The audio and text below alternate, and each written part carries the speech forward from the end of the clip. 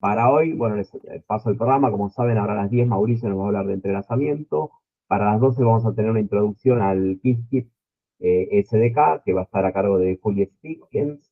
Y después, para cerrar, a las 14, la charla de Luciano Bello, que va a ser sobre optimización de circuitos con Qiskit. Hola. Así que, bueno, lo presento un poco a Mauricio para los que no lo conocen. Él es licenciado y doctor en física por la Universidad Nacional de La Plata. Bueno, él ha estudiado correlaciones cuánticas, su tesis la tesis de doctorado, más que nada. Y bueno, después de comenzar su carrera en La Plata, se fue a UNM, estuvo una temporada trabajando con Martín Clemio, el colaborador de Martín Peño, y ahora está trabajando en el Instituto de Física de La Plata como investigador del CONICET. Así que, bueno, sin mucho más, no sé si me olvidé algo importante, los dejo con Mauricio para que hoy nos cuente sobre entrelazamiento, y bueno, cómo se utiliza en la computación cuántica y todas esas cosas. Voy a intentar cambiar la conexión de internet porque dice que esto está inestable. Voy a conectar con mi teléfono. Un segundo. Bueno, lo esperamos, a ver, qué complicaciones técnicas como siempre con esto, a ver que se acomode Sí, sí. Vamos a y arranca. ver acceso. A ver.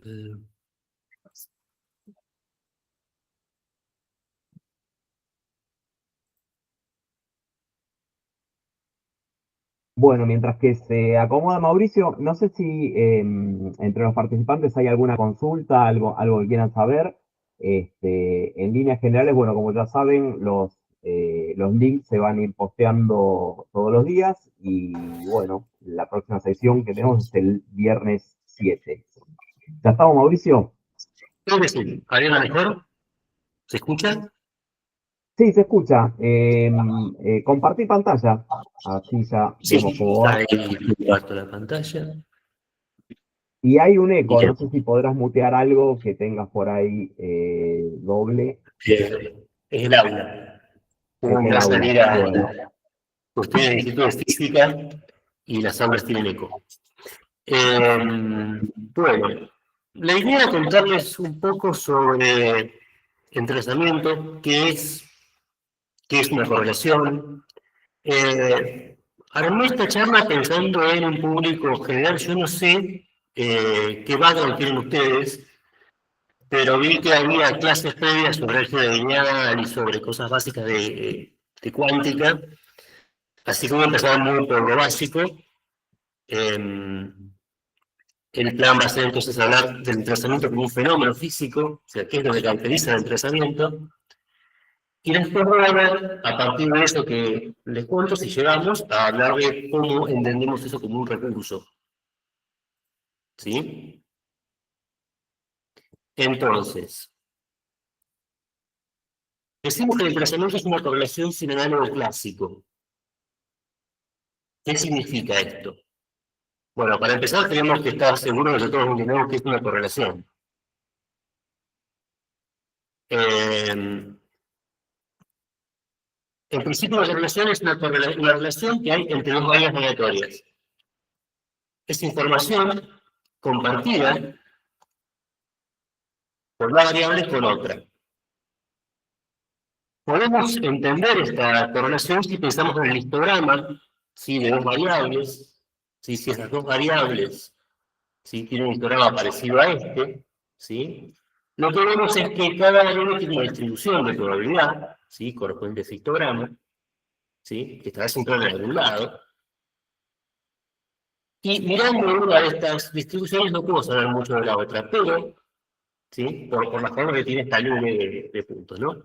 Ahora, si yo de repente conozco uno de estos puntitos, ¿sí?, en una distribución como esta, ¿sí?, puedo tener alguna estimación de dónde está el centro de esta distribución y de esta otra, ¿sí?, pero mirando solamente la parte, la componente X, por ahí no puedo saber nada de la otra. Si la comparamos con esta otra distribución, ¿sí?, lo que vemos es que los puntos están desparramados alrededor de una recta. Y entonces, si son muy las coordenadas por separado, lo que veo es una distribución de probabilidad bastante ancha. ¿Sí? Los histogramas son anchos. Pero ahora, si yo tomo un punto cualquiera y mido su valor X, si sé que tengo esta distribución, puedo inferir cuánto vale para ese mismo punto la coordenada Y y viceversa. Digo en este caso que estas dos variables están correlacionadas. En un caso simple como este, podemos medir esa correlación en términos del llamado coeficiente de correlación lineal, que se mide en términos del valor medio, ¿sí?, del producto de las coordenadas de cada puntito. Hubo un problema, esto debe ser X, menos el producto de los valores medios, dividido las dispersiones a los anchos de estas dos distribuciones. Si este coeficiente, ¿sí?, es cercano a 1, decimos que las variables están correlacionadas, y si fuera cercano a menos 1, estarían anticorrelacionados, o sea, cuando uno crece, la otra decrece.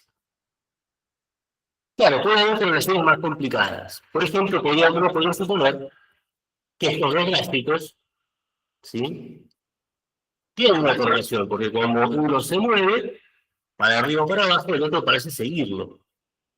¿Sí? Decimos entonces que este gráfico puede tener una correlación que no es lineal, pero sí, si uno supiese que la distribución de los datos tiene esta forma, podría pensar, ¿sí?, que mirando una variable puedo saber algo de la otra.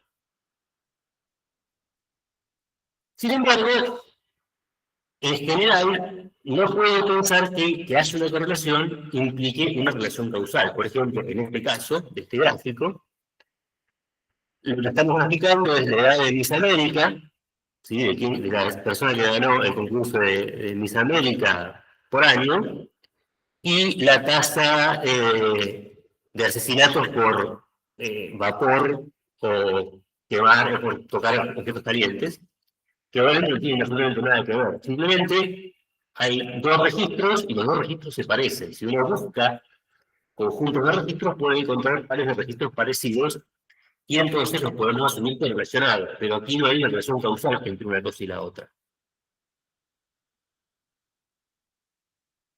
Otro ejemplo de variables que están correlacionadas y donde creemos que hay una relación causal es la relación entre la temperatura media del planeta Tierra y la concentración de dióxido de carbono en la atmósfera.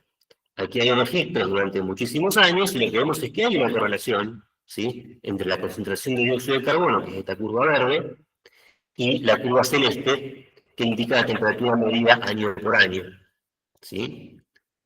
Podemos entender mecanismos por los cuales aquí hay una relación causal. Otro caso de correlación para el cual no se conoce una relación causal razonable es la correlación que hay entre el periodo de menstruación de las mujeres humanas y el periodo de la Luna, sí, la órbita de la Luna. Se observa que ambos periodos son de 28 días, por lo tanto uno puede pensar que es una correlación, que hay una correlación entre las dos cosas, pero no hay ningún motivo biológico por el cual existe esta correlación, o por lo menos no hay ningún motivo claro para que lo ocurra. Bien, entonces, si tenemos un sistema clásico, las correlaciones que puede tener un sistema clásico tienen algunas restricciones. Decimos que el estado de un sistema clásico está definido por un conjunto de coordenadas o grados de libertad. Esas coordenadas, en el modelo clásico estadístico, tienen valores definidos siempre en cada momento. Esos estados, ¿sí?, van a ser funciones del tiempo, ¿sí?, de forma tal que no sea mecánico. Por ejemplo, lo que voy a tener es una ecuación determinista. O sea, yo tengo un valor inicial y yo sé que, conociendo el valor inicial y ciertas reglas de evolución, si mido el sistema a un cierto tiempo t posterior, puedo calcular cuáles son los valores de las coordenadas, ¿sí? Y esas coordenadas tienen valores instante a instante. Otra propiedad que tienen las correlaciones clásicas es lo que se llama el principio de localidad, ¿sí? Si yo tengo sistemas físicos que tienen sus coordenadas y yo los aparto, los pongo separados a una distancia grande, lo que voy a hacer es que debido a las restricciones que impone la relatividad especial, yo no voy a poder, haciendo algo en una de las partes, modificando algunas coordenadas de una de las partes, actuar instantáneamente sobre la otra, cambiar las coordenadas a la otra, ¿sí? Por ejemplo, en este esquema, ¿sí? Lo que represento es la evolución de la posición de cantidad de movimiento, velocidad de una partícula y de otra partícula. Cualquier cosa que yo le haga a una partícula va a afectar a la otra solo un tiempo después. No puede haber comunicación instantánea.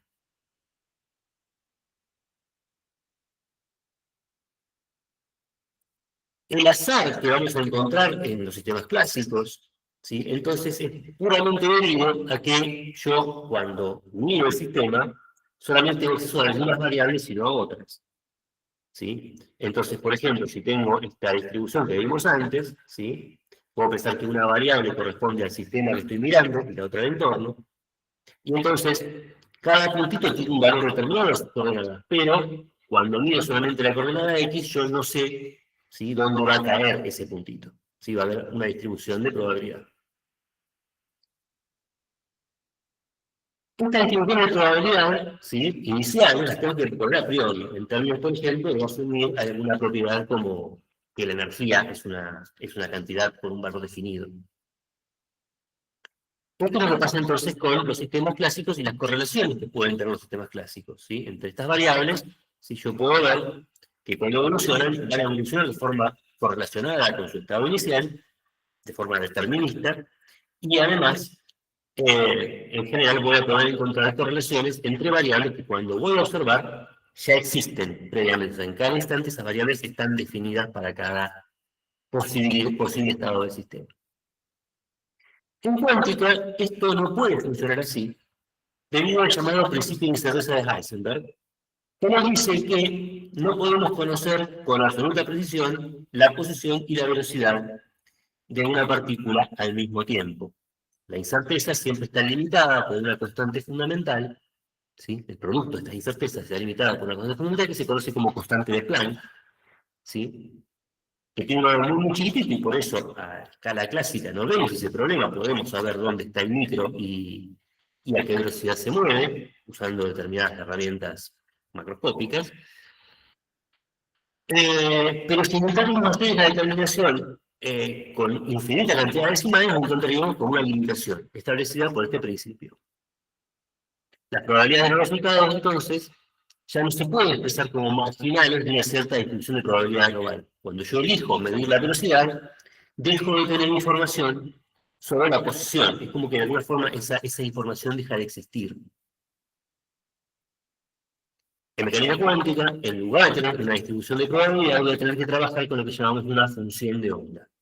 ¿Qué es una función de onda? Bueno, es una función que depende de los valores posibles que pueden tomar los grados de libertad y que a partir de la operación de tomar su módulo cuadrado nos permite reconstruir una distribución de probabilidad, pero para cada variable por separado, ¿no? O sea, tengo que hacer lo que se conoce como una proyección. Esta función de onda, si sabemos que es, en principio, para sistemas simples, podemos escribir una ecuación de evolución en términos de la llamada ecuación de Schrödinger, ¿sí? Que nos dice cómo evoluciona esta función de estado, este vector de estado. Podemos construir, ¿sí? Entonces, probabilidades vía, esto se llama regla de Born, perdón. Y podemos, a partir del vector de estado, construir la función de onda, ¿sí? Y también una función que resulta parecida a lo que llamábamos antes distribución de probabilidad conjunta, o sea, la distribución de probabilidad de las dos variables, pero que en este caso no es una función positiva, es una función real no positiva, que se conoce como función de Wigner.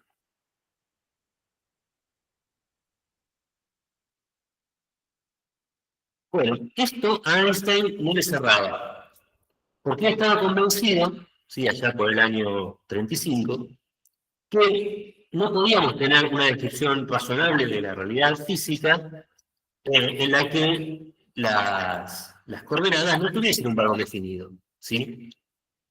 Decía que estas coordenadas deberían ser entes reales, ¿sí? Propiedades reales de los sistemas, y no algo que aparece cuando lo medimos.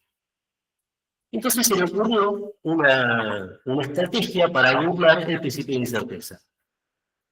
Y la vez era esta. Para entonces no sabía que uno podía producir por diferentes mecanismos. Yo planteé acá un esquema que en ese momento no estaba del todo bien definido, pero básicamente tenemos un sistema que por algún motivo se desarma, ¿sí? Inicialmente tenía cierta cantidad de energía y no tenía cantidad de movimiento, y ahora ese sistema produce dos partículas, ¿sí?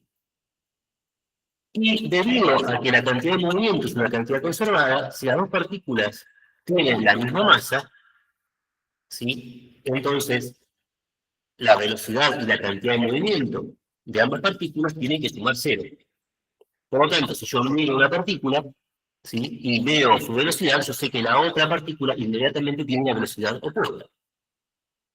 Y por otro lado también puedo saber la posición de la partícula, ¿sí? Porque sé dónde se produjo el evento, y una vez que sé dónde se produjo el evento inicial, si yo ahora mido dónde está la partícula y mido su velocidad, podría saber ambas cosas. Claro, el principio de sensación me impide saber dónde está esta partícula naranja, por ejemplo, y la velocidad del motivo. Pero puedo mirar la velocidad de la partícula naranja y la posición de la partícula azul por otro. Si son dos sistemas distintos, que están lejos. Y entonces, si la partícula azul, que llamé electrón en este caso, ¿sí? Está en esta posición,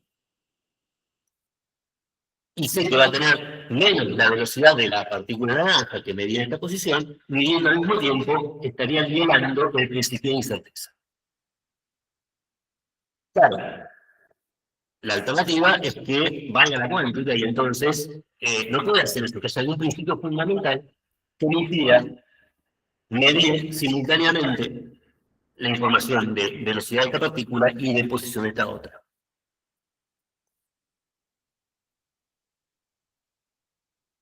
¿Cómo nos damos cuenta si eso es posible? Bueno, podemos hacer un experimento para ver si podemos medir esa medida. Si la mecánica cuántica fuera cierta, esto produce una contradicción, ¿sí?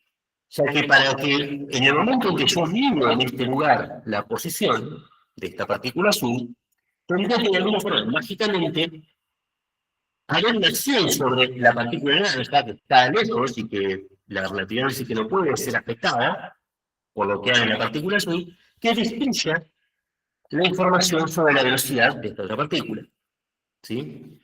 Eso es lo que Einstein pensaba que si uno hacía el experimento no podía pasar. Bueno, el mismo año, a los pocos meses, Schrödinger le responde a Einstein diciendo tenés y no tenés razón, en una respuesta propia de Schrödinger. La información sobre la posición de las partículas y su velocidad no existen hasta que se miden. Eso es lo que sostenía Schrödinger y la gente que estaba trabajando en estas ideas de mecánica cuántica. Al medir la posición de la primera partícula, se obtiene la posición de la segunda, porque al saber que viajan simétricamente, yo conozco la posición de esta y conozco la posición de la otra. Pero la velocidad en ese caso deja de tener sentido hablar de la velocidad de estas partículas porque medí la posición con una precisión muy grande. Esta selección ocurre instantáneamente, y cuando yo mido una, la otra queda determinada. ¿Sí? ¿Sabes? La otra partícula queda determinada la posición, pero la velocidad queda perdida. Lo que establece, ¿sí? Entonces, estas medidas es una correlación que no podemos representar en términos de la mecánica clásica. Para hablar de medidas, composiciones y velocidades, tenemos el problema de que son variables continuas y entonces es difícil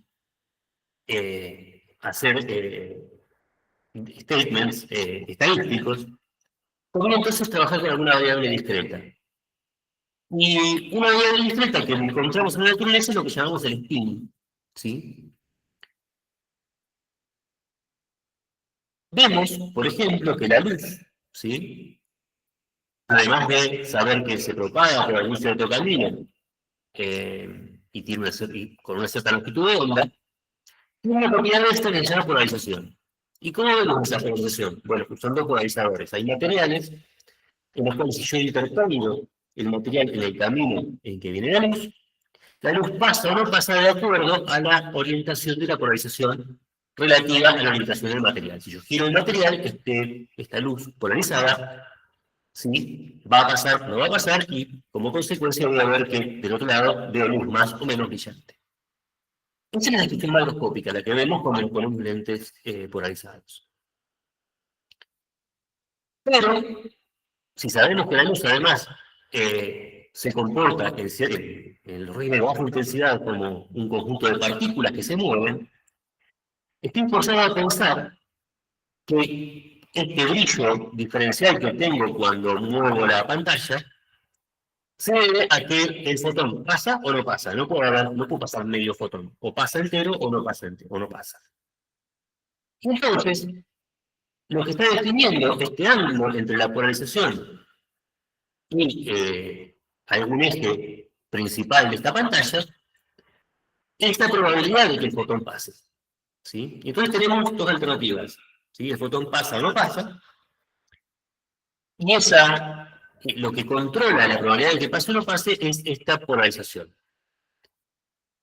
Vemos además que, claro, la polarización puede estar alineada, si está alineada con el eje principal de la pantalla, ¿sí? El fotón pasa siempre. Si está perpendicular, no pasa nunca, es absorbido por la pantalla. Y ese modo, si tiene un ángulo cualquiera, la absorción se va a dar con cierta probabilidad. Podemos entonces definir dos estados para este fotón, dos estados de polarización, uno que llamamos horizontal, para el cual el fotón no pasa, y uno vertical, para el cual el fotón sí pasa. ¿Sí? Pero claro, estas no son las dos únicas posibilidades para la polarización. Yo puedo fabricar superposiciones, ¿sí? De esas dos polarizaciones, con coeficientes complejos arbitrarios. Y entonces, si genero una superposición, lo que observo, o sea, si una superposición sería, por ejemplo, que la polarización esté orientada en un ángulo θ, lo que observo es que la probabilidad de que pase va a depender de ese ángulo θ. ¿Sí? Entonces, en general, voy a representar el estado de los fotones, de polarización de los fotones, de esta manera, con una superposición entre un estado horizontal y uno vertical, multiplicado por ciertos pesos, ¿sí? Que tienen que ver con el coseno del ángulo que forma la polarización con algún eje en particular, y una fase. ¿Sí? Otro ejemplo de sistema que tiene un comportamiento análogo es el spin del electrón. Nosotros sabemos, de un experimento que también se hizo cerca de la década del 30, que si uno tiene un chorro de electrones, ¿sí? Y los hace pasar por un campo magnético, ¿sí? Un gradiente de campo magnético relativamente intenso, lo que se observa es que los electrones, en lugar, ¿sí? De desparramarse en todas direcciones, o de no ser afectado por el campo magnético, es afectado por el campo magnético, el chorro, y se separa en dos caminos. ¿Sí? Estrictamente, la forma de ver esto es no con electrones, sino con átomos de fluido que tienen electrones desapareados. Entonces lo que se observa es que si el electrón, ¿sí? Es afectado por un momento magnético, tengo que pensar que tiene un momento magnético. Y ese momento magnético, de alguna forma, se acomoda para, en presencia de un campo magnético, alinearse o antialinearse, y de acuerdo a si el momento magnético está alineado o antialineado con el campo, voy a tener una variación en un sentido o en otro. ¿Sí? Pero no hay valores intermedios. Le pasa algo parecido a lo que pasaba con los fotones. Puedo identificar entonces un estado que voy a llamar cero, ¿sí? Cuando los fotones, cuando los electrones se desvían, digamos, en la dirección del polo norte, y uno cuando se desvían en la dirección del polo sur. De alguna manera yo puedo pensar en sistemas en los cuales estos electrones pasan por diferentes etapas con campos magnéticos apuntando en diferentes direcciones. En ese caso, ¿sí? Lo que voy a encontrar es algo parecido a lo que pasa con los fotones en la lámina polarizadora. Los estados generales tienen esta forma. Vamos a representar entonces cualquier estado de un sistema de fotones o de espines electrónicos como puntos arriba de una superficie esférica de radio 1, a la que llamamos la esfera del ojo, la superficie de la esfera del ojo. El polo norte corresponde al estado 0 y el polo sur al estado 1. Estas etiquetas 0 y 1 son etiquetas, llamamos lógicas, mientras que por estas horizontal y vertical o hacia el norte o hacia el sur, dependen del sistema concreto que estamos estudiando. Bueno, ¿cómo puedo modificar ese estado? En el caso de los fotones lo puedo hacer jugando con láminas de materiales hidrofringentes, transparentes hidrofringentes. En este tipo de materiales, ¿sí? La luz, cuando las atraviesa, tiene una velocidad de propagación distinta, ¿sí? Para cada polarización, y entonces van a ganar fases distintas, una polarización y la otra, y girando, ¿sí? La lámina polarizadora puedo lograr diferentes combinaciones de estos ángulos θ.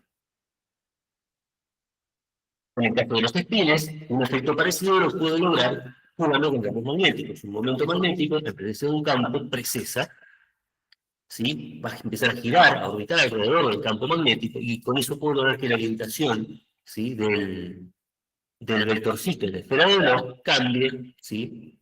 Con una combinación adecuada, una secuencia adecuada de campos magnéticos.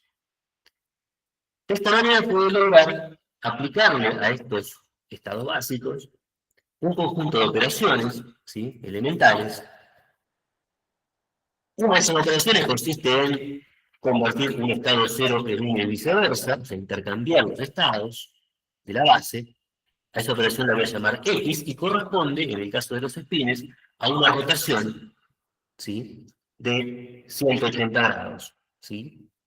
De una rotación de 180 grados respecto a algún eje perpendicular al eje Z, puedo lograr convertir el 0 en 1 y el 1 en 0. Otra posibilidad consiste en rotar cualquier estado alrededor del eje Z. Respecto a esas rotaciones, consiste en agregar una fase a estos dos vectores. Si la fase relativa que le agrego vía la rotación es un -1, o sea, un cambio de signo, digo que esta operación se llama Z, o rotación Z, y lo que hace es cambiar la fase. Podemos elegir, como en este estado, a los efectos de alguna probabilidad no le da lo mismo cualquier multiplicación por fases globales, puedo siempre elegir, ¿sí? Poner la fase en uno de los dos estados, y por eso lo representamos de esta manera. Si combino, ¿sí? Estas dos operaciones, ¿sí? Una rotación en X y una rotación en Z, lo que obtengo es algo que llamamos una rotación en Y, ¿sí? Para eso tengo que agregar una fase extra, pero el resultado de esto es que ahora, además de intercambiar los valores de las etiquetas, ¿sí? 0 por 1, aparece una fase Y, ¿sí? Que podemos identificarla hasta mismo en -1, ¿no? Porque la diferencia de fase es un menos. Otra operación posible es aplicar una rotación, pero ahora no en uno de los ejes principales, sino en un eje diagonal a 45 grados, en el plano XZ. Esta rotación me permite intercambiar el eje X con el eje Z. Y entonces el efecto sobre un estado 0 consiste en producir una superposición del estado 0 con 1, con un signo más. Y si aplico la misma operación a un estado 1, lo que tengo es una superposición, pero ahora con un signo menos en el medio. Si agrego además la operación que se conoce como T o Z a la 1/4, ¿sí? O sea, tomar alguna operación que aplicada 4 veces de esta operación Z, tengo un conjunto de operaciones que me permiten realizar cualquier otra operación sobre espines en esperar el ojo. Bueno, hasta ahora cómo vamos. Bien, bien, bien. ¿Todo bien? ¿Se escucha? ¿Se entiende? ¿Tienen dudas? Eso, mándenme un pulgarcito a hablar cada tanto, paramos y revisamos. Bien, ahora que tenemos esta noción de spin, o qubit también lo solemos llamar a esto, a este tipo de sistemitas, cuando lo digamos en abstracto, podemos replantear el experimento de Einstein, ahora en vez de mirando posición, mirando qubits. ¿Por qué? Porque resulta ser que cuando medimos en una dirección, ¿sí? El estado de un qubit, destruimos la información respecto de las medidas de la precisión del spin en otras direcciones, ¿sí? Entonces, imaginemos ahora que en algún proceso producimos estas dos partículas con la misma masa y, por lo tanto, con la misma velocidad en módulo, que se producen en un lugar y se alejan entre sí, pero vamos a suponer que ahora estas dos partículas tienen el mismo spin, o sea, el spin orientado en la misma dirección, ¿sí? Y sentido. Entonces, como las dos partículas son iguales, del mismo valor, que está definido ese valor de entrada, ¿sí? Están para arriba. Si se mueven, se mueven, se mueven, se alejan, si ahora miro cualquiera de las dos partículas y miro en la dirección Z, en la dirección en la que definí este spin original, lo que voy a encontrar es exactamente lo mismo que estaba al principio, o sea que el spin apunta para arriba. ¿Sí? No importa en qué momento lo mida, esta medida en principio no destruye la información sobre ese spin. Y entonces, si mido en un laboratorio en el eje Z la componente del spin, y en otro laboratorio hago lo mismo, lo que voy a encontrar es que las dos coinciden, siempre. O sea, tengo probabilidad 1 de encontrar siempre este estado. ¿Sí? Y 0 de encontrar cualquier cosa compatible con otro estado, porque el estado está definido. O sea, a menos que en el camino le pase algo al estado del sistema, debería siempre ser el mismo valor que al principio. Tenemos resultados determinados. Aquí no hay correlaciones. Aquí simplemente lo que tengo es que la información no cambió, estaba perfectamente definida al principio y lo va a seguir a lo largo del tiempo. Pero, ¿qué pasa si quiero medir en uno de los laboratorios, no la componente de spin en la dirección vertical, que es donde estaba preparado el estado, sino en una dirección perpendicular, digamos, a lo largo del eje X? Bueno, en este sistema, lo que voy a encontrar es que la mitad de las veces que mida, voy a encontrar que el spin apunta hacia la derecha, y la otra mitad apunta hacia la izquierda. ¿Sí? Entonces, se da una tablita con las probabilidades, con la frecuencia con la cual obtengo cada resultado en cada laboratorio. Lo que encuentro es que, independientemente de lo que mida en el laboratorio de la izquierda, ¿sí? El laboratorio de la derecha va a encontrar completamente al azar el resultado y viceversa. ¿Sí? Lo que mida de este lado, en el laboratorio de la derecha, no va a cambiar, que el laboratorio de la izquierda siempre mida el mismo estado orientado para arriba. Decimos en este caso que no hay correlaciones. ¿Sí? Tengo un estado polarizado, cuando mido en bases distintas, ¿sí? No va a haber una correlación entre ellos.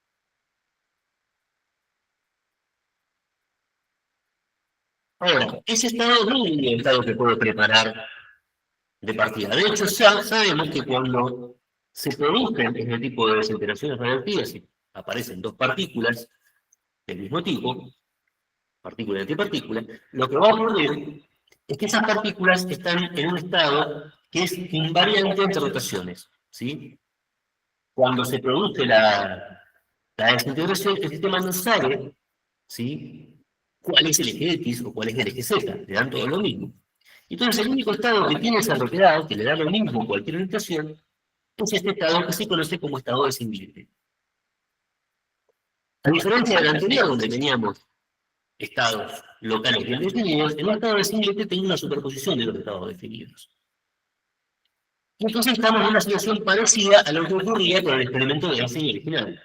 ¿Sí? Yo no puedo medir de forma definida en dos direcciones distintas. ¿Sí? No puedo medir la misma partícula en X y en Z al mismo tiempo, porque cuando mido en X se destruye Z y viceversa. Pero podría medir una en X y la otra en Z. Bueno, ¿qué ocurre con eso? Bien, sumando las partículas y observo qué ocurre, o qué predice la mecánica cuántica, cuando mido una en la dirección Z y otra en la dirección X, es que los dos sistemas se encuentran completamente descorrelacionados.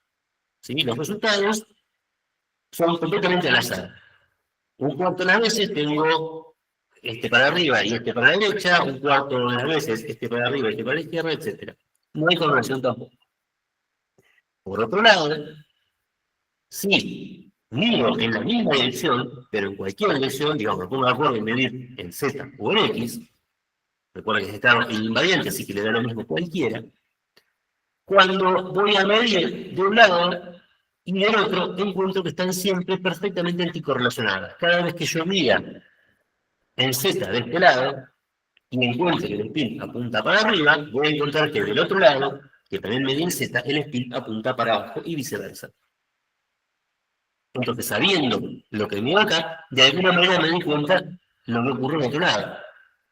Y tengo que ver este fenómeno extraño, que es que, de alguna forma, por medir de un lado en alguna dirección, puedo destruir la información sobre las medidas en cualquier otra dirección en el otro sistema.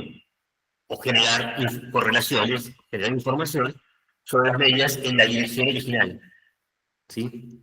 Eso es lo que a Einstein le rompió la cabeza y a la comunidad científica también durante otros 30 años.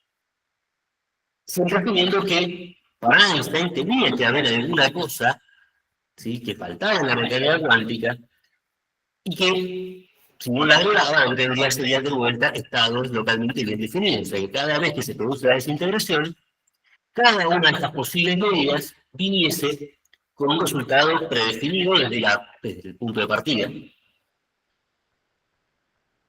Bueno, pasaron 30 años y al físico de la ley de John Bell se le ocurre una manera de definir un experimento que ponga de relieve si es posible que existan estas teorías, ¿sí?, más completas que la cuántica, que nos permitan explicar este fenómeno, ¿sí?, asumiendo que hay alguna variable oculta. Entonces le ocurrió lo siguiente: armar una cantidad observable que, cuando uno hace muchos experimentos, en cualquier sistema clásico, siempre vamos a tener un valor limitado, ¿sí?, a un valor máximo, y que si va la mecánica cuántica, ese valor máximo es superado, es roto. ¿Sí? Esto que está acá es lo que se conoce como una desigualdad de Bell por este señor. Para que esto funcione, lo que se le ocurrió a Bell es que en vez de que elegir dos bases perpendiculares iguales de los lados, lo que vamos a tener son dos jugos de bases. Uno en el laboratorio va a medir las cosas en X o en Z, en las bases que usamos antes. Pero el otro laboratorio ahora va a medir dos bases que están rotadas 45 grados de las primeras. Entonces, vamos a suponer que cuando armamos este experimento, de alguna manera la información en cada muestra, en cada par de partículas, la información de los resultados de ambas posibles medidas está codificado, ¿sí?, en ciertas variables ocultas que no vemos. Si es así, esta cantidad que construye Bell para cada experimento en particular, o sea, para cada vez que se produce una desintegración, se puede escribir de esta manera, ¿sí? La variable A puede ser 1 a X, puede ser 1 o menos 1, y son los posibles resultados de la orientación del spin en el eje X. La variable Z puede ser 1 o menos 1 en el eje, que representa medidas del eje X, en el Z. Y B más y B representa las medidas en los ejes definidos en el otro sistema, que están cruzados.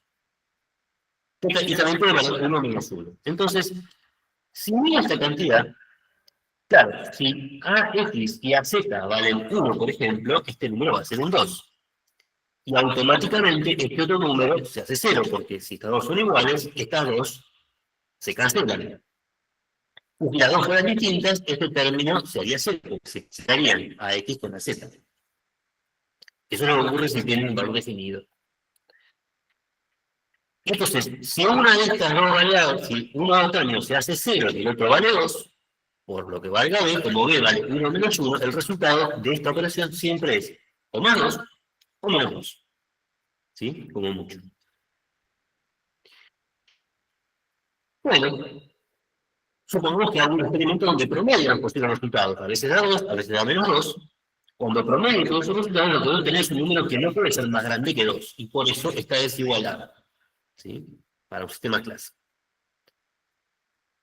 Sin embargo, si hago la cuenta con la mecánica cuántica, lo que encuentro es que los valores medios de estas correlaciones que desarrollan el primer término de desigualdad de Bell, ¿sí?, siempre tienen un valor que es un uso de R2 o menos un uso de R2. Y en particular, para el estado de singlete, ocurre en esta combinación. De manera que los cuatro términos, ¿sí?, de esta desigualdad son todos positivos, porque este menos me cancela el menos del último término aquí, y iguales a 1 sobre R2. Así que todo esto,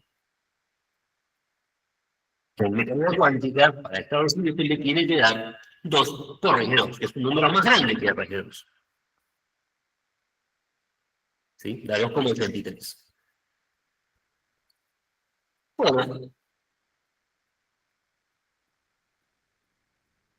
pasaron otros 20 años y alguien logró empezar a medir estas correlaciones. ¿Sí? Empezar a ver que efectivamente uno podía fabricar sistemas físicos que involucraban este tipo de variables y para los cuales la cantidad que obtengo con estos promedios era un poco más grande que 2. ¿Sí? Alan Aspect fue el primer experimentalista que logró mostrar que estas desigualdades se violaban y por tanto no podíamos explicar los resultados del experimento con un modelo físico. Y claro, esto lo fuimos perfeccionando en los últimos 50 años, ahora se mide con mucha más precisión, incluso en algunos laboratorios de enseñanza bien equipados se pueden demostrar. Aspecto medio con fotones, pero hay diferentes implementaciones.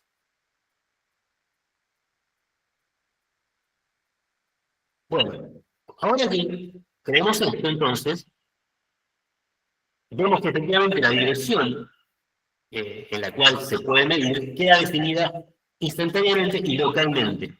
¿Sí? Esto significa que, si bien el estado que produce las correlaciones cambia instantáneamente en cuanto realicé la primera medida, si yo no tengo información de cuál fue la dirección en la que elegí medir, ¿sí?, no puedo usar esas correlaciones para producir una comunicación. ¿Sí? Por lo tanto, para poder usar este esquema de medir de un lado y obtener de fijar la base de otro lado y después comunicar algo, requiere una comunicación clásica, un canal clásico, que no es instantáneo. Y eso nos resuelve con la cuestión de la localidad. La mecánica cuántica sigue siendo local, lo que no es realista, no tienes una conexión realista con las cantidades de observadores. Cada cantidad de observadores aparece en el mundo del medir. Ahora, ¿por qué nos cuesta tanto ver el desplazamiento, ver este fenómeno de correlaciones? Bueno, porque cuando construimos el segundo nivel, asumimos que el sistema se encontraba en este estado, donde hay un signo menos en el medio. Podría fabricar también una desigualdad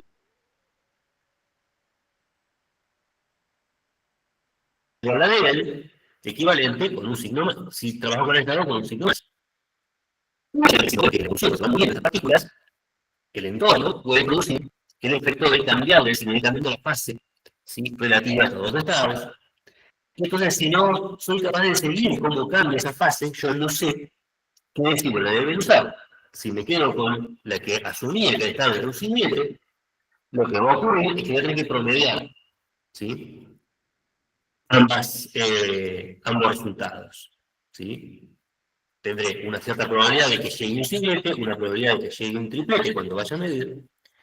Y entonces lo que observo es que, como los valores medios, ¿sí?, para el caso de este estado, el campo triplete, o sea, la misma combinación con un signo más, me intercambio el signo de estos dos valores medios, ¿sí?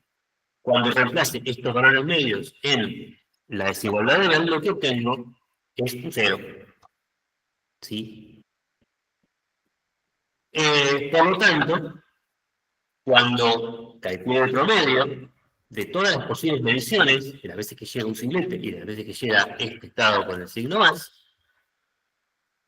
lo que voy a encontrar es que ese valor medio ahora va a ser 2 menos multiplicado por la probabilidad de encontrar el estado de singlete. ¿Sí? Y esta probabilidad, ¿sí?, si es suficientemente baja, va a hacer que este valor medio esté por debajo de 2. Y por lo tanto, el experimento parece reproducible con una estadística clásica. ¿Sí? Entonces necesitamos garantizar de que esos estados que produje inicialmente entrelazados mantengan su entrelazamiento bien definido a lo largo de todo el camino. Y esto lo puedo conseguir si fuera para quedarme seguir los cambios de fase en el camino. Cuando no puedo hacerlo, digo que el estado sufre de coherencia. Ahora, ¿cómo podemos modelar la producción de entrelazamiento?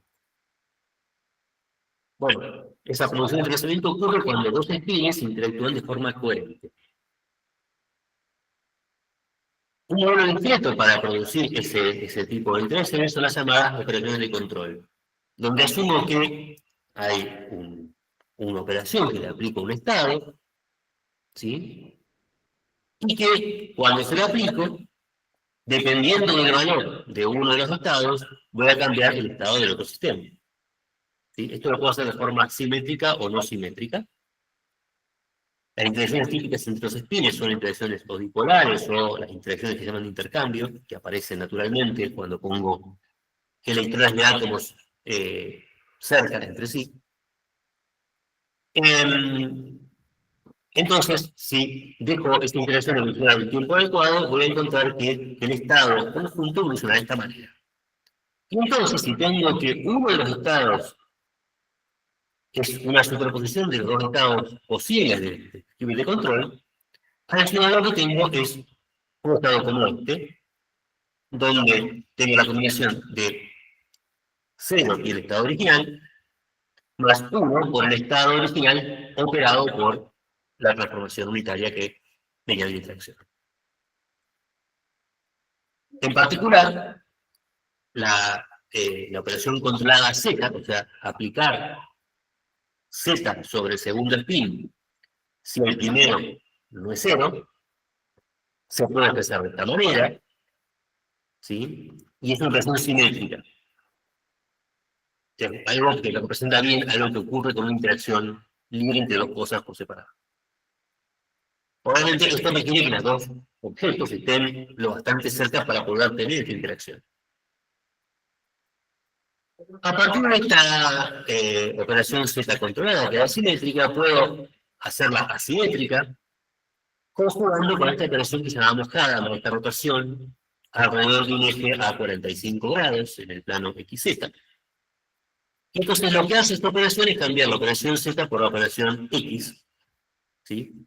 O sea, una operación que cambia el signo, cambia el signo del spin o 1 por 0.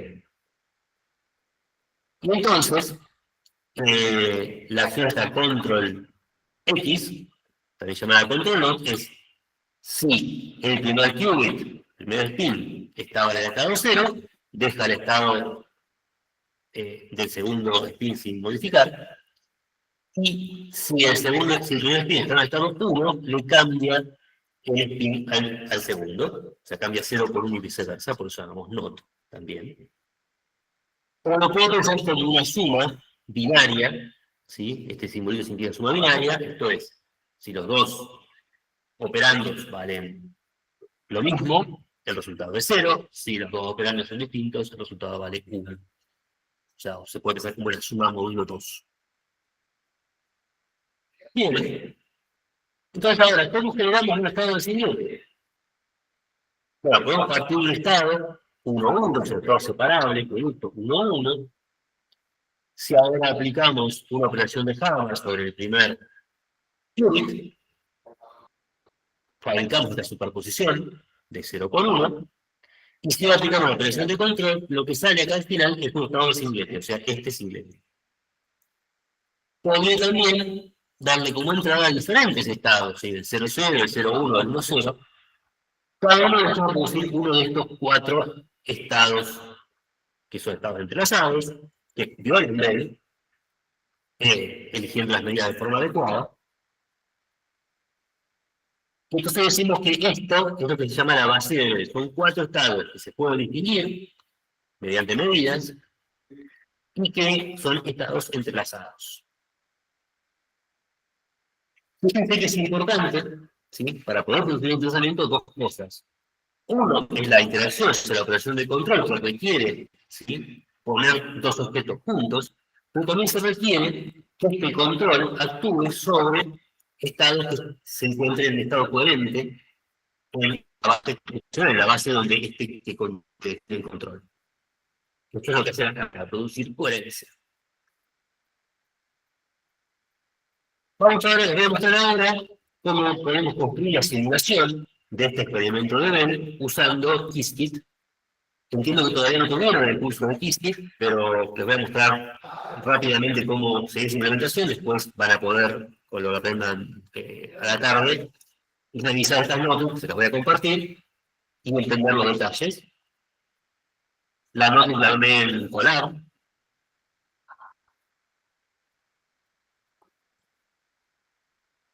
A ver, ¿se ve? ¿Sigue ahí? Sí, genial.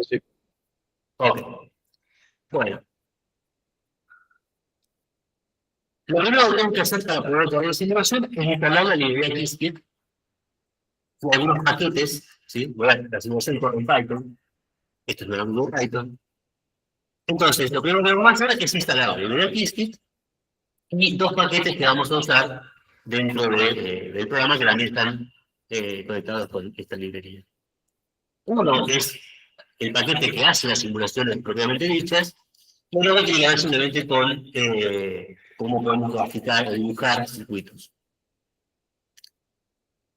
Entonces, el programa realmente tiene dos partes. Una parte que define las funciones básicas que vamos a usar para generar este circuito, ¿sí? Esta parte, ¿sí?, corresponde a la parte que genera el estado del siguiente. Y estos dos objetos van a representar las mediciones en la base Z. Jugando con las operaciones que pongo adelante, ¿sí? Sí, esa lo primero.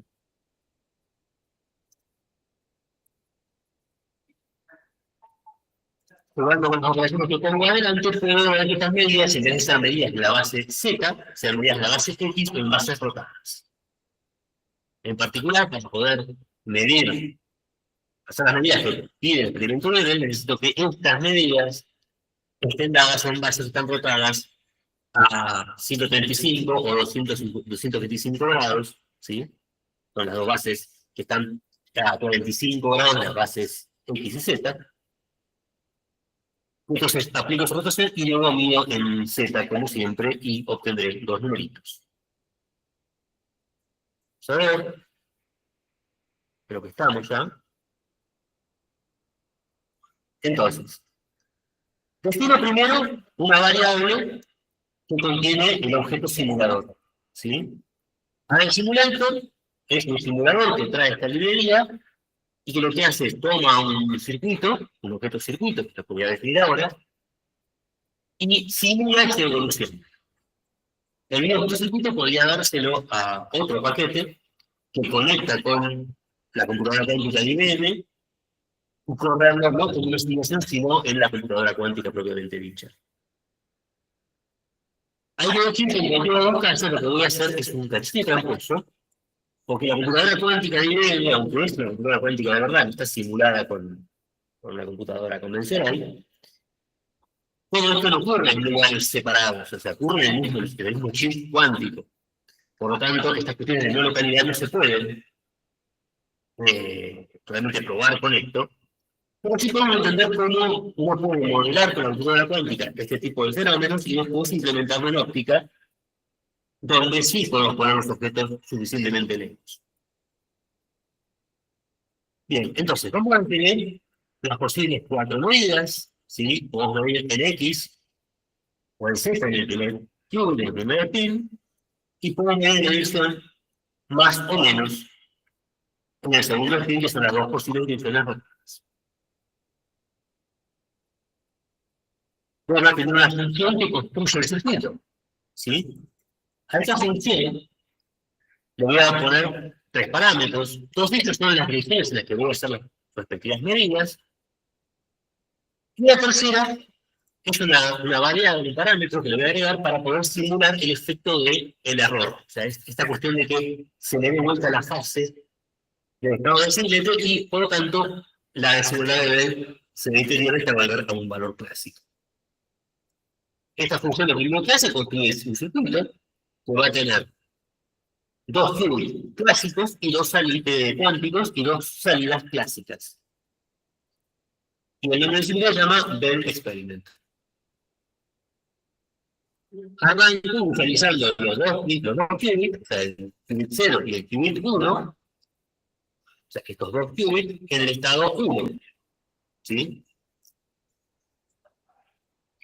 Luego creo un estado decidiendo aplicando estas dos operaciones, la JAVA y la control lock, ¿sí? Y de acuerdo al valor que le dé a este parámetro de error rate, voy a elegir un número al azar. Si el número al azar es menor que este error rate, le voy a dar una fase extra, ¿sí? Para que pase del estado singlete al triplete, ¿sí? Si este error rate vale 0, esta operación nunca se aplica. Y si este error rate vale 0,5, se aplica la mitad de las veces. Ahora que tengo preparado el estado, voy a definir la medida sobre el primer qubit. Si la medida del primer qubit le pido que sea en la dirección X, lo que voy a hacer es tirar una cámara para convertir la medida en Z en una medida en X. Y bien, voy a medir el qubit en la posición 0 y lo voy a guardar en el bit clásico en la posición 0, o sea, el primer bit clásico. Ahora voy a medir el segundo. Y para eso lo que voy a ver es si me están pidiendo una medida, ¿sí?, de tipo más, voy a aplicar una rotación de 135 grados, ¿sí? Tengo que poner acá en radianes, así que voy a convertir estos 135 grados en radianes, y digo que 180 y multiplicando por pi. Y esta operación de rotación se va a aplicar al qubit 1, el que voy a medir. Si en vez de la medida en más, voy a hacer la medida en menos, en vez de 135 grados, voy a rotar los 155 grados. Aplico la rotación correspondiente y mido ese qubit y almaceno la medida en el valor, en el bit clásico etiquetado con 1. Tengo la función del circuito, ¿sí? Para eso le voy a decir todos los dos parámetros y la tasa de error, y lo que voy a hacer es crear el circuito y pedirle que grafique usando el MPL, y con eso tengo estos gráficos muy bonitos del circuito. Eligiendo las diferentes medidas, puedo ver qué circuito se produce. Medida 0, medida 1.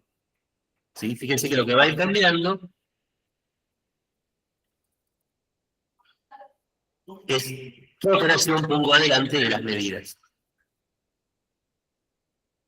Si quiero hacer un experimento individual, o sea, correr un único experimento, ¿sí?, voy a llamar a esta función, que lo que hace es crear el circuito, poner una simulación de forma tal de que haga una sola medida, con este shots, pero ver cuántas medidas se realizan, recuperar el resultado, y recuperar los puntos que obtuvo en cada uno de los posibles estados finales, ¿sí?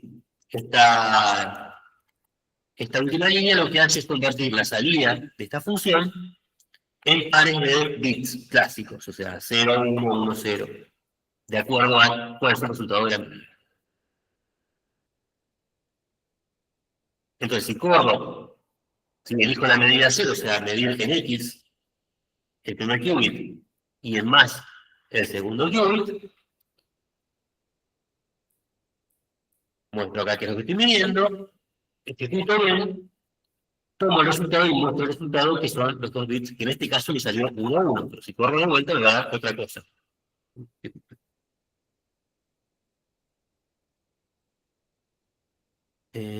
Simulator.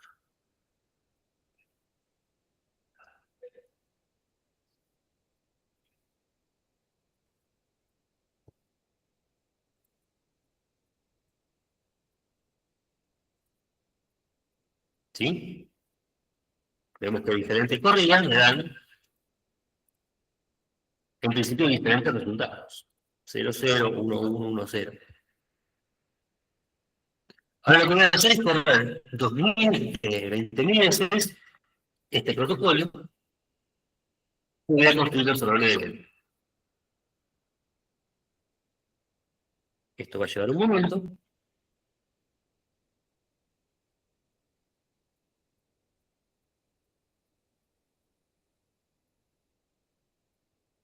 Si corriese este protocolo unas pocas veces, digamos 4 o 5 veces, podría ocurrir que los errores de él me den números más grandes que 2 raíz de 2.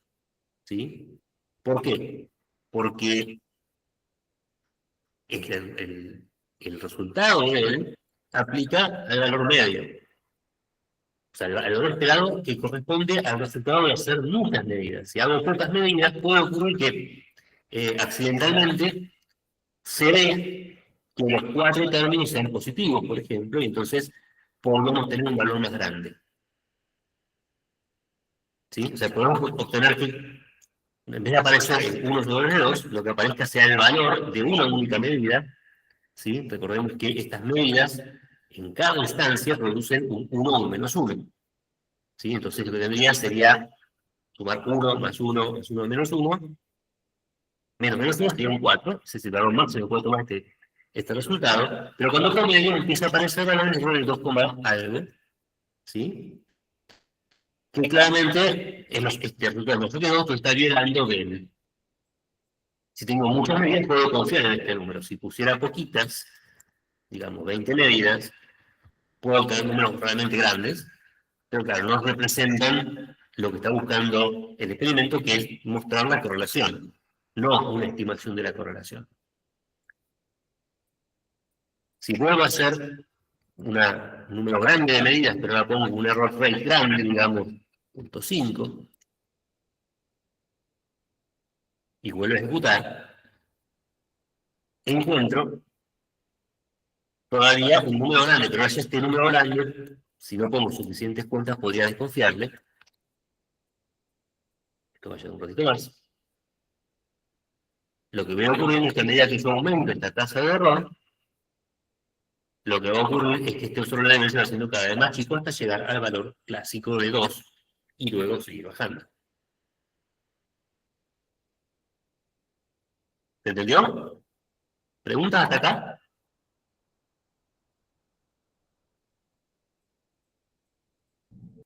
Viene bien por ahora, Mauricio. Por lo menos para mí, y Bien. hacia el resto, gente. Sí, a mí me perdió un poco la parte de singlete y triplete, pero bueno, después lo reviso. Bueno, proponéis un buen momento para revisar esto. Ahí está. Ahí empezó a bajar el número este. ¿Sí? Jugando con la tasa de error, podría ser que este número se vaya cada vez a valores más chiquititos. Se lo dejo para jugar más tarde. Vamos a volver a esta cuestión de singletes y tripletes.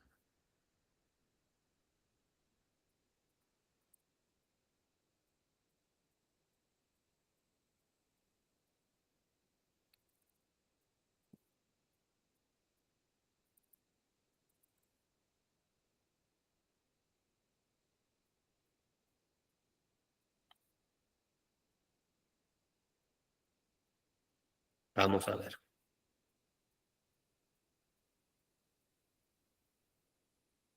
Estos son los 4 estados de Venn. ¿Sí? Decíamos que a la salida de experimentos típicos, ¿sí?, en los cuales se produce un par de partículas donde antes había solo un sistema simétrico, invariante, un núcleo atómico, o 2 fotones que se acoplaron, o un positrón y un electrón que están acoplados en una partícula que se llama positronio, o se produce una desintegración, las 2 partículas que salen mantienen la simetría, ¿sí?, de rotaciones del tema original. Y por lo tanto, ese sistema debería estar en el único estado posible para un sistema de 2 qubits, que es simétrico entre rotaciones, que es el estado de singlete. ¿Sí? Este estado representa una partícula con un spin en una dirección, la otra partícula en la opuesta, pero superpuestas en todas las posibles direcciones. ¿Sí? ¿Se entiende? Sí, supongo. Más o menos. O sea, Más o eso menos. es para representar ese estado de un sistema de dos espines, ¿sí? Acoplados de tal manera que el estado no cambie si yo lo miro en diferentes direcciones. Siempre tengo que ver lo mismo. Ese es mi estado de singlete, ¿ok? Ok. Bueno, supongo que tenés estado de singlete. Ahora le escribo localmente con algo. Le aplico, digamos, una operación Z al primer espín. ¿Sí? La operación Z se aplica linealmente, entonces el primer término no cambia, pero el segundo término, como tiene un 1, y le apliqué la operación Z, le aparece un signo menos extra, o sea, se convierte en un signo más. ¿Se entiende? Ok. Ese estado nuevo, ¿sí? Corresponde a este estado, ¿sí? Que es el que antes se llama cero global, o estado de triplete cero, ¿sí? Este estado es un estado que es de vuelta antisimétrico, o sea, cambia, es un estado simétrico, perdón, ¿sí? Intercambia las partículas, no cambia su fase, queda igual, ¿sí? Pero tiene la misma paridad que el original, o sea, la suma de dos espines da el mismo número, 1, ¿sí? 0 más 1 es 1, 1 más 0 es 1, 0 más 1 es 1, 0, 1 más 0 es 1, ¿sí? Estos dos estados entonces están conectados por la operación Z aplicada al primer spin. ¿Ok? Entonces, imagínate que yo tengo mi estado de singlete, o sea, mis partículas salen de este estado, pero cuando va evolucionando, una de las partículas se encuentra en un campo magnético o un cristal birrefringente y cambia su fase. Y pasa a tener un más. Ahora lo que tengo al final es un estado de triplete, ¿sí? De ese sector de paridad impar, ¿sí? La suma es un número impar, 1, ¿sí? ¿Hasta acá estamos? Ok.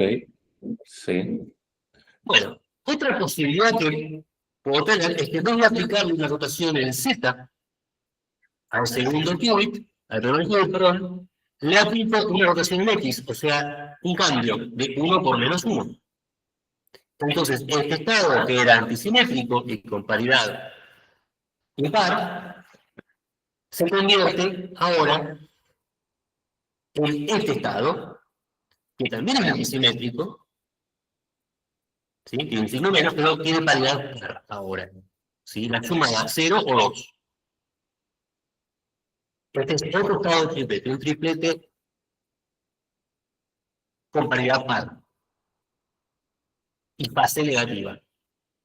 Y si combino las dos operaciones, aplicar la rotación en X y después con el Z o al revés, puedo lograr este otro estado, ¿sí? Donde tengo paridad par y un signo más en el medio.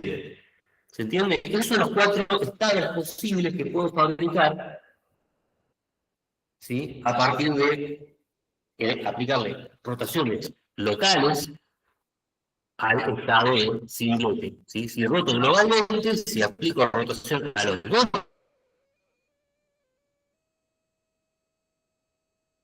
espines, el singlete queda siempre igual, ¿sí?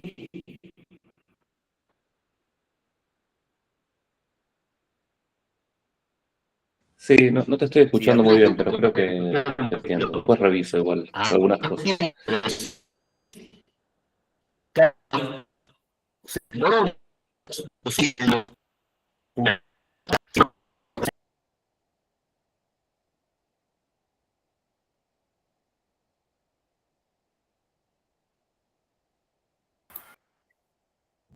Bueno, he tratado de restablecer la comunicación, le voy a avisar que se trabó.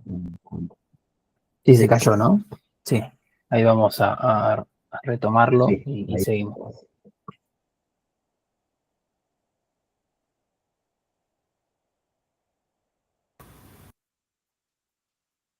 Ahí volviste, Mauricio, que te habías caído. Volví a compartir pantalla de Ahí nuevo. estamos. Bueno, hasta acá estamos. Entonces, sí, esa era la pregunta, o había alguna cosa más relacionada con esto que llamamos estados de singlete, triplete o estados de Venn.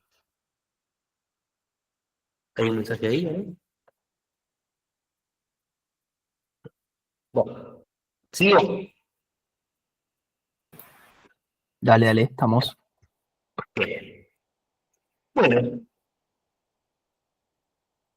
ahora, decimos que el emplazamiento es un recurso. Vamos a explicar por qué es un recurso, cómo lo entendemos a eso. Bueno, lo que vimos hasta ahora es que para ciertos estados especiales podemos mostrar que efectivamente esos estados llegan condiciones que cumplen todos los estados clásicos. Vamos a ver que ahora esto, que esa violación se puede usar para algo útil, que tiene que ver con la comunicación. Bueno, vamos a ver el protocolo de teleportación cuántica, que es un protocolo bastante conocido, bastante elemental y que sirve para muchas cosas. Supongamos que tenemos dos laboratorios, y acá lo dibujé como dos rectangulitos de diferente color, que comparten un estado de singlete. ¿Sí?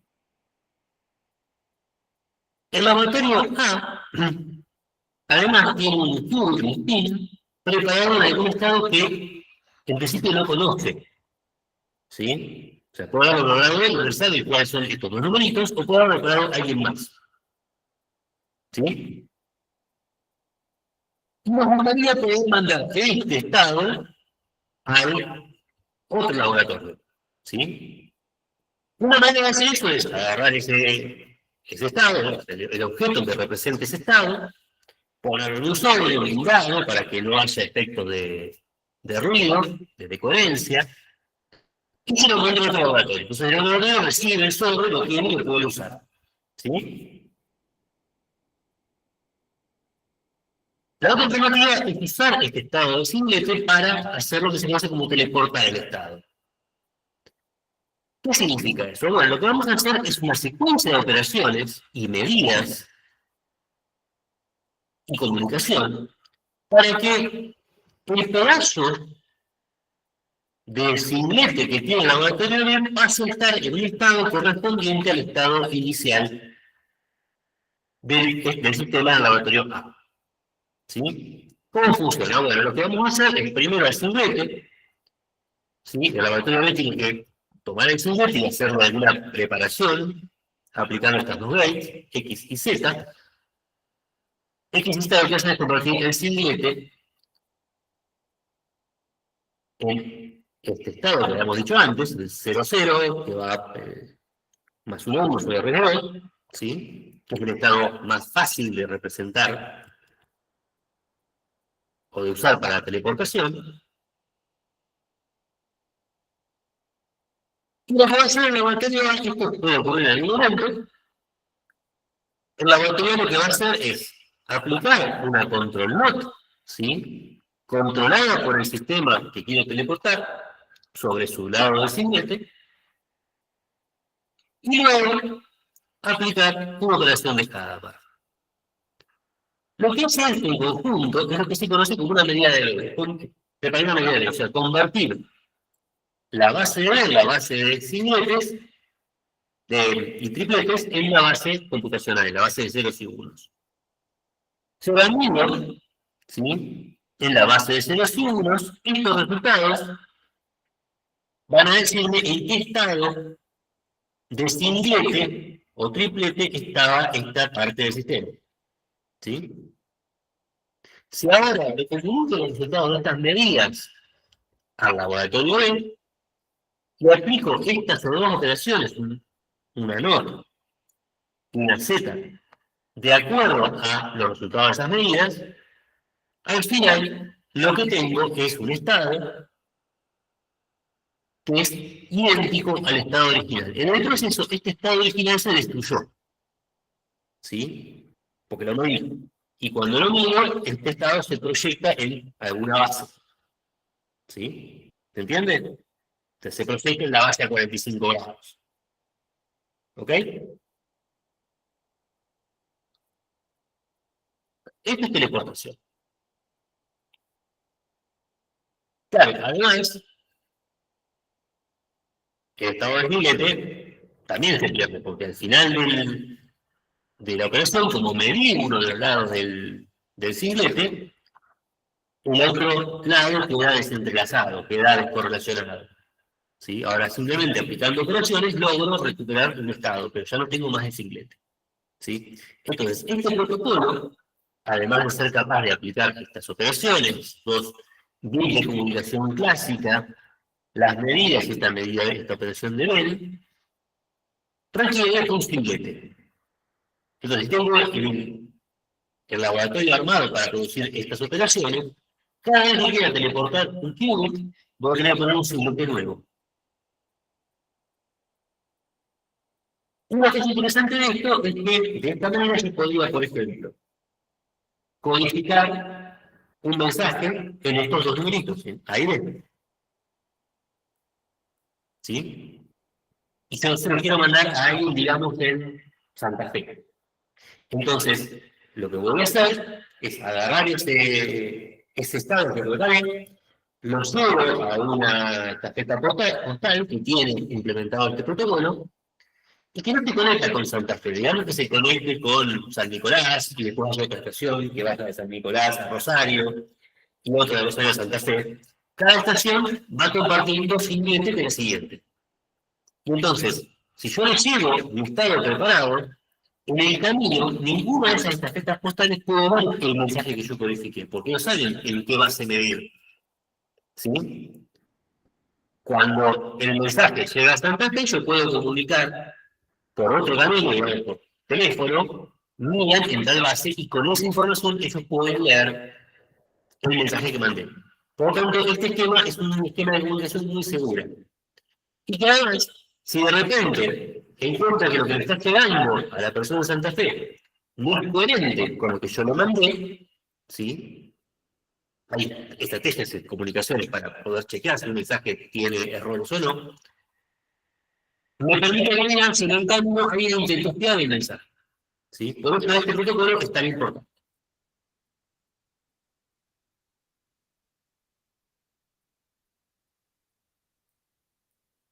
Bueno, una cosa que también podría hacer, que sería medio tonto, pero podría hacerlo, es usar este singlete para teleportar medio singlete de otro estado.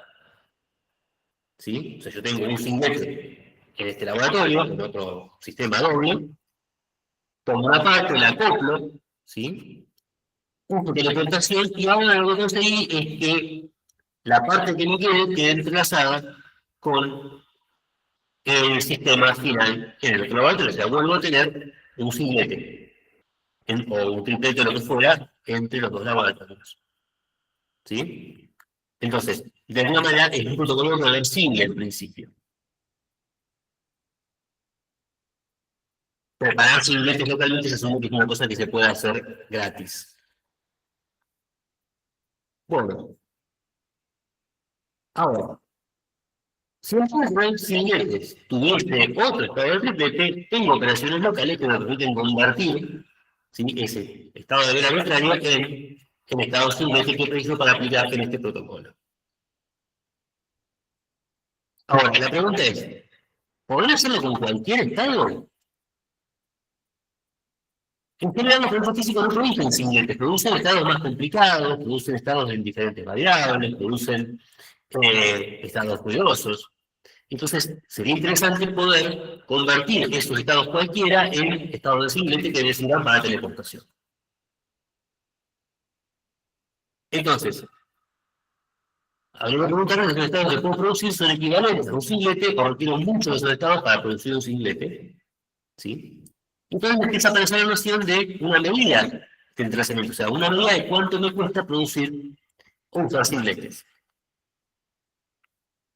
Entonces, puedo asignarle a un estado, ¿sí?, un momento que represente, suponiendo que quiero hacer muchas copias de ese estado, cuántas copias de singlete tengo que producir por copia final, si lo quiero fabricar aplicando operaciones locales y comunicación clásica coordinada, ¿no? Que me permite coordinar las operaciones.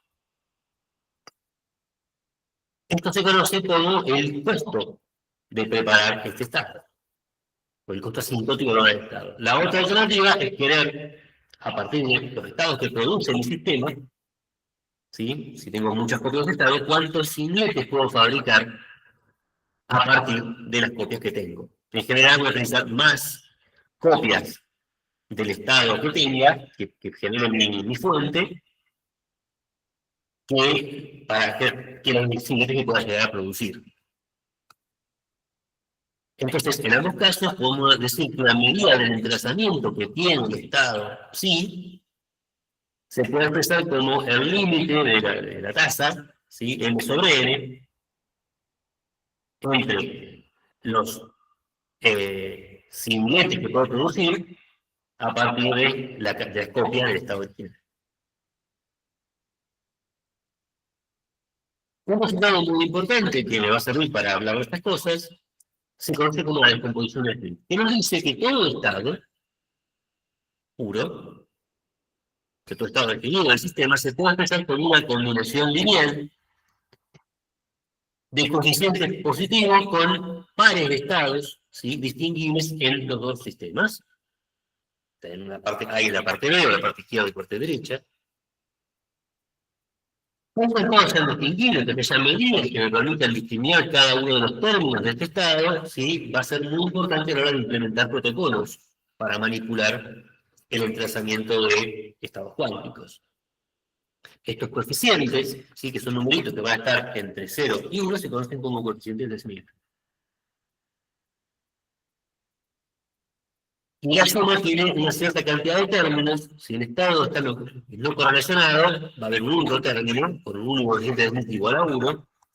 Y si los estados son correlacionados, tendrán que tener más de un término. Si cuántos términos tenga, va a medir cuánto va a costar el entrelazamiento que fabricar el estado. Si ahora mide, ¿sí? Cantidades razonables en uno de los sistemas, puedo pensar que el valor medio que obtenga para esa cantidad del sistema correspondiente se expresa de esta manera, como la suma de los valores medios en cada uno de estos estados de la descomposición de Smith, de los errores que consideré, pesado por el cuadrado del número de estos. Comienzo a introducir la noción de operador de densidad. Un operador de densidad representa, o me va a permitir representar, valores medios de mecánica cuántica, que deben tener un sistema en alguno de diferentes posibles estados puros, ¿sí? Cada uno con una cierta probabilidad. O sea, muchas estadísticas de estados puros. Lo que se observa es que si yo construyo, ¿sí? Un operador como la suma de proyectores de rango 1, o sea, los operadores que al actuar sobre un estado determinado lo dejan invariante y sobre cualquier estado distinguible me da un 0. Si yo tomo este operador, entonces lo multiplico por alguna cantidad observable y tomo la traza, esta cantidad resulta ser el valor medio del operador. Y lo vemos de la siguiente manera. Si reemplazo error por esta expansión, ¿sí? Como la traza es lineal, puedo escribir este valor medio como la suma pesada por estos coeficientes, por estas probabilidades, de la traza de Q con el proyector correspondiente. Pero este proyector, esta traza, es directamente el valor esperado, el valor medio, de Q, si el estado fuese alfa, de su alfa. Y entonces, esto no es otra cosa que el promedio pesado sobre cada uno de estos estados. Así que la definición está bien. Bueno, pero resulta que no hay única forma de, una vez que me construyó la densidad, hay muchas formas, muchos ensambles, ¿sí? De familias de estados que producen el mismo operador de densidad.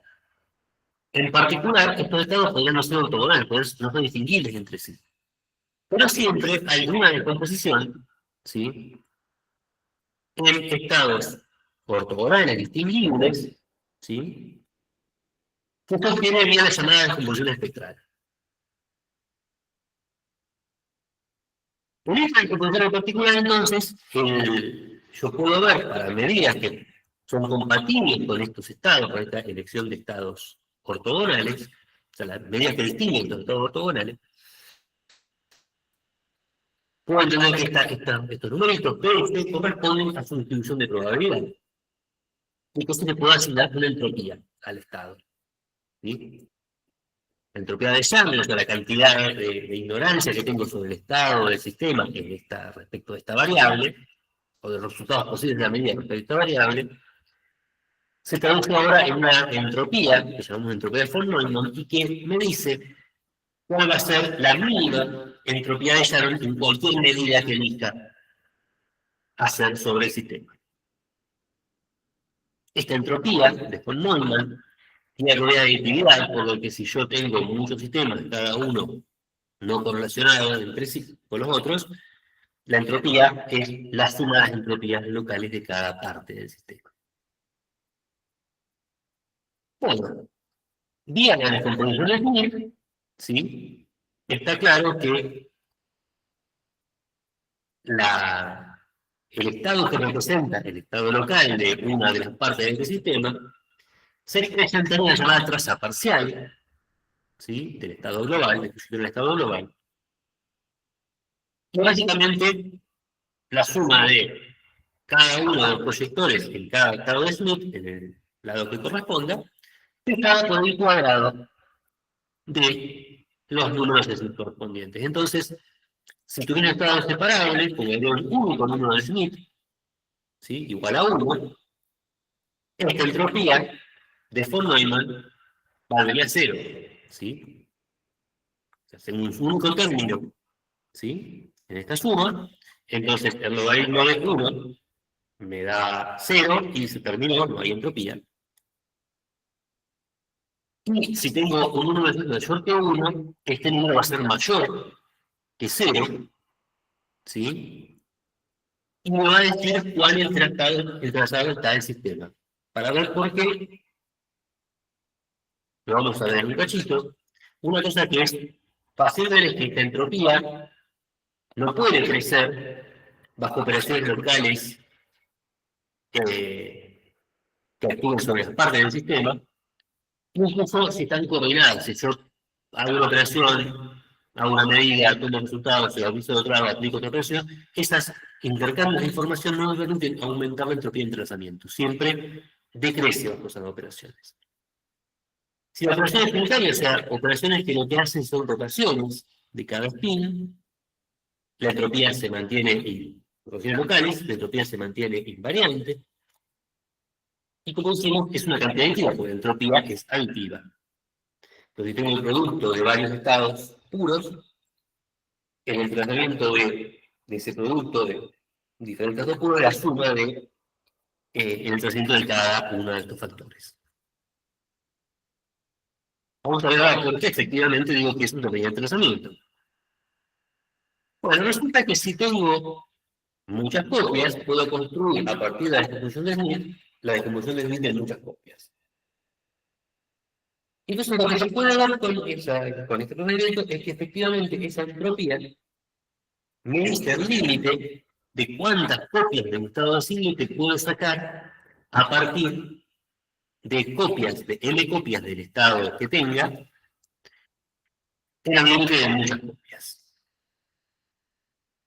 La idea es esta. Si expreso las muchas copias del estado de partida en su descomposición de Smith, tenemos esta forma, ¿sí? Donde el cuadrado de esto representa la probabilidad de caer en alguno de estos estados. Ahora, como todos los estados, ¿sí? Son el mismo estado, estos numeritos, ¿sí? Para ser máximos, van a tener un máximo peso de aquellos estados en donde esta suma, en el promedio de estos estados locales, se corresponda con la probabilidad asociada al estado local de cualquiera de ellos, ¿sí? Por una cuestión estadística, y para el resto la probabilidad es muy chiquitita. O sea, lo que vamos a usar entonces es lo que se llama un argumento de tipicalidad. Entonces, si soy capaz de medir la suma de estos dinámicos sin destruir la combinación lineal, lo que voy a encontrar es que con muy alta probabilidad son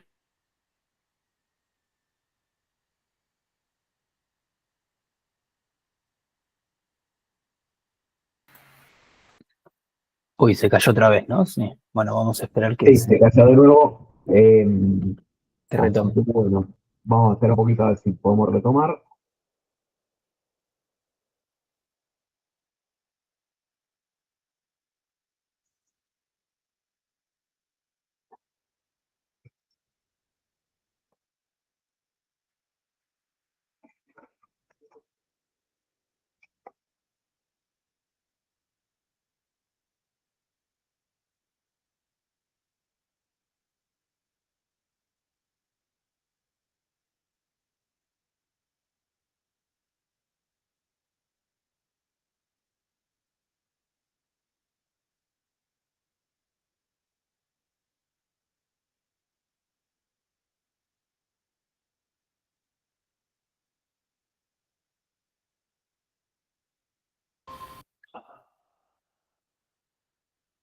ahí.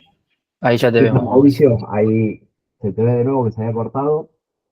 Bueno, me Eh, voy a mandar like, pero puedo tocar acá o darles la idea final. Dale. Che, igual, mira, te cuento, la idea era más o menos hasta y media, que ya estamos, así que si querés andar redondeando, así dejamos una separación entre la que empieza a las 12, que es la de Kingston, así que redondea un cachito más Bueno, dos y ya likes. estamos.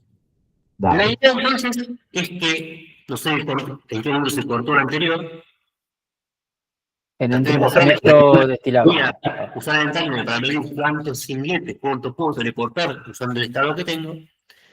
Y la idea es que también puedo hacer al revés. Puedo usar, ¿sí?, ese entrelazamiento para producir estados que tengan menos entrelazamiento.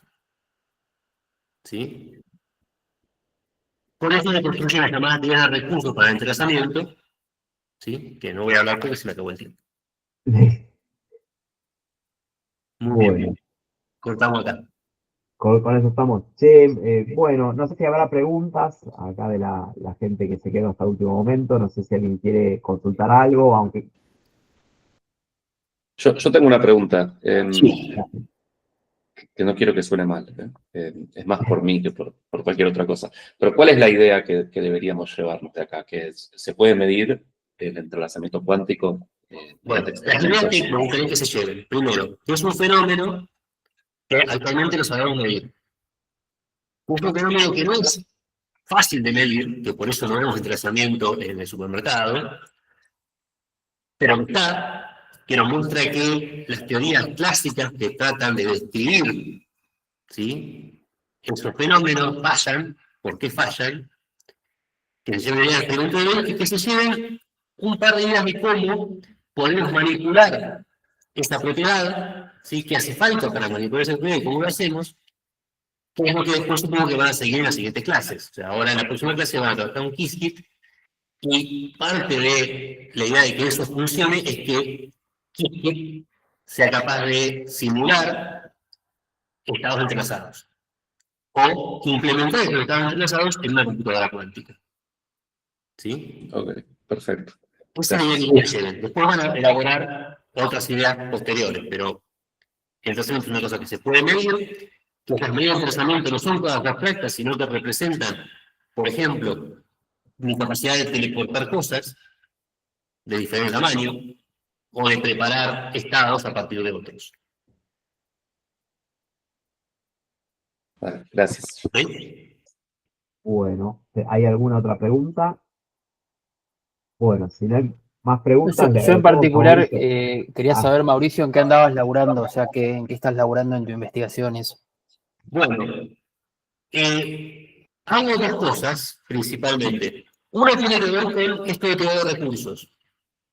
Tratar de ver realmente qué es lo que hace que una computadora cuántica funcione, porque yo lo que hablé acá es de comunicación. Y ahí está clarísimo que el entanglement es la cantidad que define la capacidad de comunicar cosas de forma segura. Pero en la computación cuántica no está súper claro que lo que el ingrediente clave es el entanglement. ¿sí? Entonces, hay otras teorías de recursos más sofisticadas que describen cómo se mueve la coherencia, estas superposiciones complicadas de estados. Entonces, esa es una parte de lo que estoy haciendo. La otra parte tiene que ver con cómo tratar de hacer estas simulaciones de sistemas cuánticos. ¿Sí? ¿Cómo hago para, de forma eficiente, con una computadora clásica, tratar de seguir la dinámica de un sistema? ¿De dónde se empieza a romper esa capacidad de seguirla? Porque justamente mi computadora clásica no es capaz de soportar la cantidad de entrenamiento necesaria, o sea, de modelar el entrenamiento necesario para poder seguir con la simulación. Esto es en líneas generales lo que estoy estudiando. Ok, genial, genial. Bueno, ¿queda alguna otra pregunta? ¿O Yo algún otro quisiera comentario que quiera hacer un Dale. comentario, Mauricio. En parte de lo que vos contaste en el ejemplo, cuando mandabas en un singlete, en el ejemplo del singlete que lo pasabas de un laboratorio a otro, Sí. yo por mi edad, digamos, asocié a la conmutación de circuitos en la época analógica telefónica, en donde si vos querías llamar a Santa Fe tenías que discar el 042 y esa comunicación pasaba por Rosario, que es el 041, pero no quedaba en Rosario. Bueno, imagínate el singlete como un cable. Exacto, entonces, en definitiva, Hace vos funcionar un cable, pero es un cable estás especial. conmutando, en definitiva, un circuito hacia otro lugar, digamos. Eso es Claro, la idea es que es un cable por el cual vos no sos capaz de espiar lo que mandás. correcto. Y Un cable eso, electrónico vos ponés una esquinita y un osciloscopio y podés ver qué señal lleva. Lo podés pinchar. exacto. Y En eso, cambio, un singlete no lo podés pinchar. Lo que pasa es que si vos querés armar singletes que sean cada vez más, de objetos cada vez más distantes, tenés más efectos de ruido y entonces es más difícil ok, mantener ese cable funcionando, como si te corta un cable del camino. No se te pincha, no se puede limpiar lo que transporta, pero empieza cada vez a fracasar más la comunicación. Por eso, eso me podés repetir porque te escucho muy distorsionado, la verdad, y un poquito más lento, así. decía que esto de poner repetidoras es importante porque a medida que vos alejás más las partes del singlete, tenés más chances de que se te rompa, Ok, de que la decoherencia lo destruya. Esto hace ok, no que te puedan espiar, pero sí que la comunicación fracase, que no pueda llegar la información. Este tipo de esquema lo que permite es que ninguna persona en el camino de estas postas pueda espiar el mensaje original. entonces, esto, digamos, acá arriba lo voy a usar Qiskit para que esto ocurra, digamos. O sea, Lo que todo vas a hacer, a un nivel más superior de esto está Qiskit, que yo pueda operar la computadora cuántica. no, Qiskit simula experimentos de cuántica. ¿Sí? Ok, Ahora, Qiskit lo simula en un volumen que es, digamos, esto, ¿no? Es un chip. es un, No hay comunicación más que entre las partecitas del chip. Pero ok, los elementos que estamos simulando en ese chip son equivalentes a elementos que puedo simular en diferentes partes, ¿sí?, de una ruta de conexión entre laboratorios. ¿Sí? Lo que estamos aprendiendo es a usar los modelos que después puedo usar para una computadora cuántica o para un conjunto de estaciones repetidoras. ok. ¿Se entiende? Sí, perfecto. Gracias, Mauricio.